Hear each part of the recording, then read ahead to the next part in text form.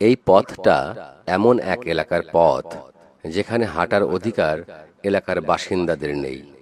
এখানকার বাসিন্দারা এই এলাকার স্থায়ী মানুষ, কিন্তু স্বেচ্ছায় আসে না কেউ, আসে বাধ্য হয়ে, প্রকৃতির অবধারিত নিয়মে।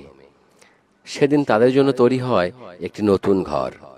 কত আপনজন যায় সঙ্গে, কত চোখের জল, কত ব্যথা। তবু মুহূর্ত পরেই সবাই ফিরে আসে। একাকী অন্ধকার সেই ঘরে থেকে যায় বাসিন্দা। ঘরটাকে দেখতে কেউ কেউ যায় কালে ভদ্রে, কিন্তু তার সাথে আর কারো দেখা হয় না কখনো। আপনি, আমি, আমাদের শেষ গন্তব্যও এই স্থান। কিন্তু আমরা কি কখনো ভাবি সেই দিনের কথা? আমরা ভুলে থাকি সেই চিরন্তন সত্যকে, যা নিশ্চিত, যা অপরিহার্য।